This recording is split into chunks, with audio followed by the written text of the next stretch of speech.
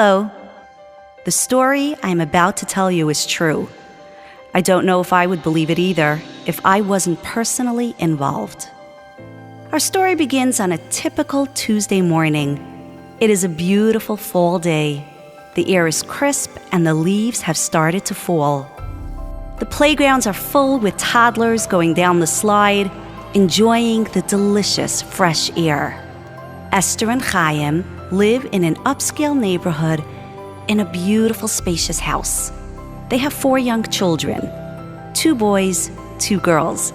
Even Steven is what Esther likes to say. Life is good. Esther loves being in the kitchen, cooking and baking up a storm, and then distributing her delicious goodies to needy families. Since there is no need for Esther to work, as Chaim provides very well for them, she also spends many of her days volunteering for the elderly. She takes them for walks in the park, to the bay, and even helps them do their grocery shopping. Chaim works in Manhattan. He's a very devoted and loving father. He always tries to make it home in time for dinner so that he could eat and spend time with his wife and children. He is a kind person and gives generously to anyone who asks for help. Theirs is a happy life, which is why it was odd that he wasn't home for dinner on this particular evening, nor was he answering his phone. Esther didn't know what to make of it. It was so not like him. She was getting worried and, quite frankly, was a bit frustrated. Why couldn't she reach her husband? The family was hungry and everyone was waiting for him. After trying to reach him several times, Esther decided to start serving supper without him. Maybe he was stuck in a meeting. Mealtime, homework time, and bedtime were hectic and noisy and kept Esther very busy. But this niggling feeling she had wouldn't go away. Something didn't feel right. Where was Chaim? Why wasn't he answering his phone? Where was he? Once the kids were asleep and the house quieted down, Esther started to get really nervous. She started calling his colleagues from the office. Yes, they had seen him that day. Yes, they had gotten onto the train with him at the usual time, but nobody saw him after that.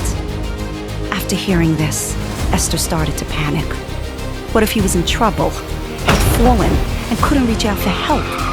Her mind started to imagine the worst possible scenarios. Finally, after calling as many people as she could, she started to call hospitals.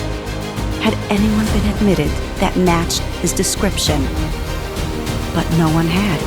She called Hatzalah, 911, the police department, but no one had gotten any calls from a man by the name of Chaim, and there was nothing anyone could do to help. And so, Esther did the only thing that any Yid does when they have nowhere else to turn. She pulled out a Tehillim and began to pray. By 5 o'clock in the morning, exhausted, trembling, Esther stood by the beautiful window in her husband's study and watched the sun come up. She felt so terrified, unsure, and alone. Rabbeinu Shalom, where is Chaim? Morning came. Esther had to be strong for her children. Routine was important. With trembling hands, she prepared their breakfast, put their snacks in their briefcase, and somehow managed to get them off to school. As she turned to go back into her house, the skies suddenly opened, and it began to pour. It was as if the heaven themselves were crying with her. Word had gotten out, and people started coming over to help. Neighbors, family members, askanim, all asking the same questions over and over. When was the last time you spoke to your husband?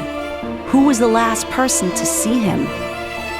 Finally, footage was found of Chaim getting onto a train.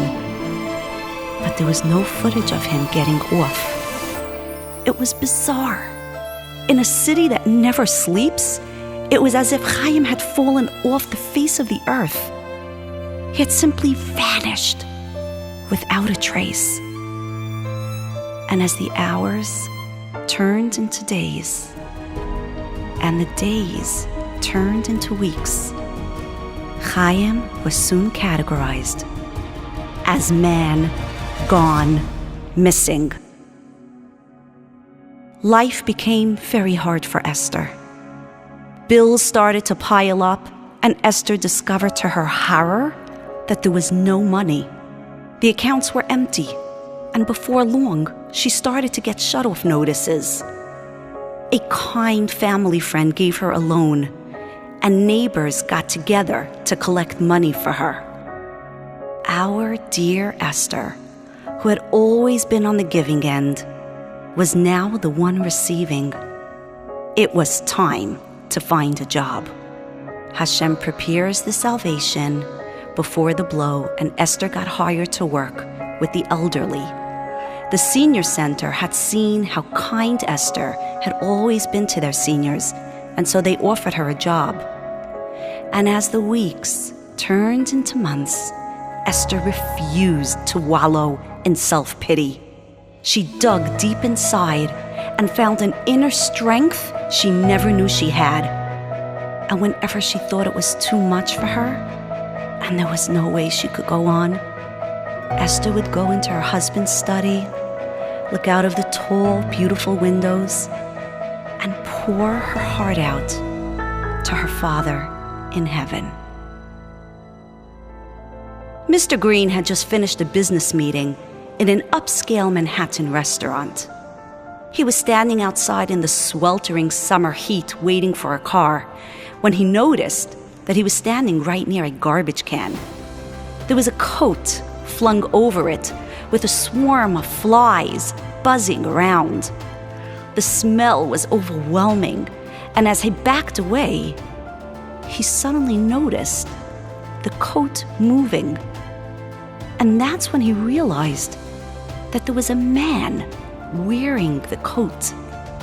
The man was covered in filth, with long, dirty fingernails and greasy hair, and the swarm of flies was circling over his head.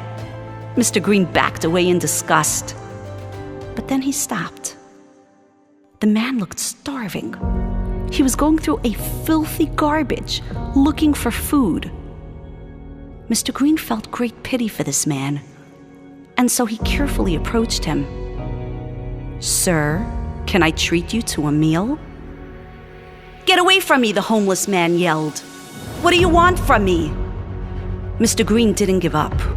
"Sir, I just want to offer you a meal." A meal? He could not refuse an offer of food. Mr. Green took him to the restaurant he had just come out of. The manager was summoned. There was no way they were allowing a homeless man into their establishment. Finally, a compromise was met. They would use the back entrance and go directly to the side room, which was private. Under Mr. Green's orders, a steak was brought out. The homeless man eagerly picked up his fork and knife. You could see the hunger in his eyes, his mouth watering. He cut himself a piece, lifted the fork up to his mouth, and suddenly stopped. And then, in a deep, rich voice, he said, "Baruch atah Hashem." Mr. Green was shocked. A Jew? This man was a Jew? This changed everything. Mr. Green couldn't leave a fellow Jew on the street. And so, he took him home with him. He sent him to the barber, made him take a shower, and even bought him a suit. But what does one do with a Jewish homeless man? This was a question for a Rav.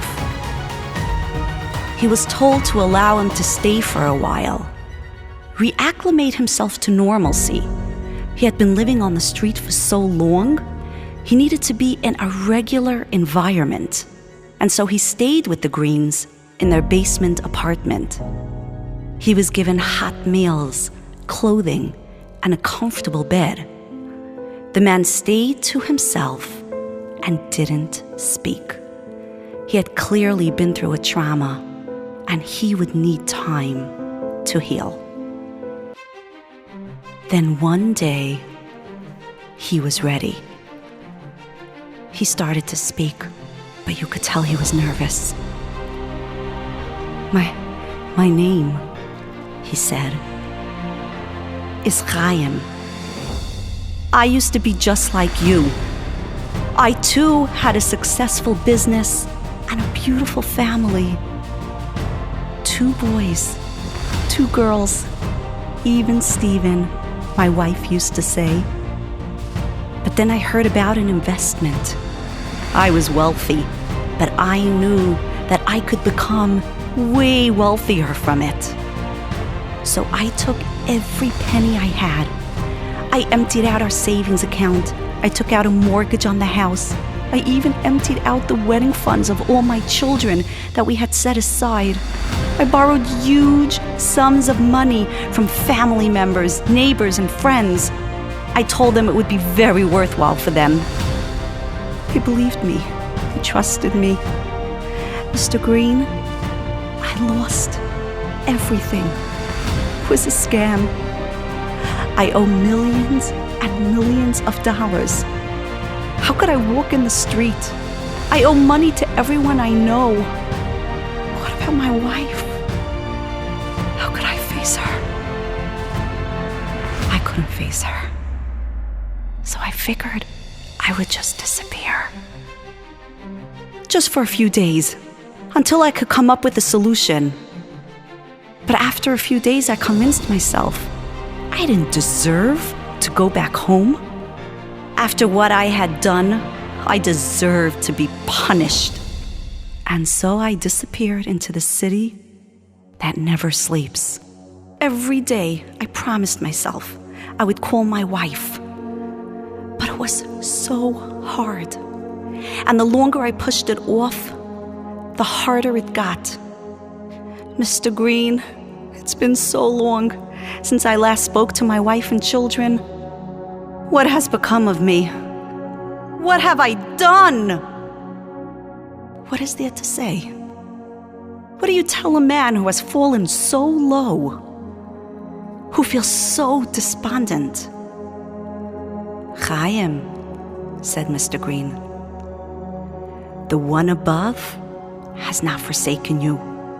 He never will. He has faith in you, and you have to have faith in yourself. Do you really believe that, Mr. Green? Even for someone like me? Then Chaim started to sweat profusely. What about my wife? You think she could forgive me? Why don't you call her, Chaim? It is a typical Tuesday morning. The air is warm and the leaves are in full bloom. Esther is in her kitchen, doing what she loves best. When the phone rings. Hello, she says as she picks up the phone. The receiver falls from her hand as she hears the voice on the other end. My dearest friends, when I began the story, I had told you that it was true and that I was personally involved. You see, last year, as we were sitting by the Seder table, I noticed a new wine goblet with an inscription on it. Tati, what is this? I asked. Remember the visitor I had in the office yesterday? I did remember. I had been working at my father's office when a tall, distinguished-looking gentleman came in asking to speak to my father. He did not have an appointment, but insisted on seeing my father right away. As soon as he stepped into the office, he closed the door. I heard him say, "My name is Chaim." And then he burst into loud, uncontrollable sobbing. You see, my dear friends, Mr. Green is my father. Chaim had tracked down my father. After many years of not being in touch, it had taken a long time to recuperate, but he now worked as a banker and was doing very well. He had come to invite my father to the wedding of his oldest grandchild and to present my father with a silver wine goblet. On it says, "Reb Shlomo, you gave me back my life." The story, my dear friends, is about the power of noticing someone who needs help and doing something about it, and perhaps changing a life forever.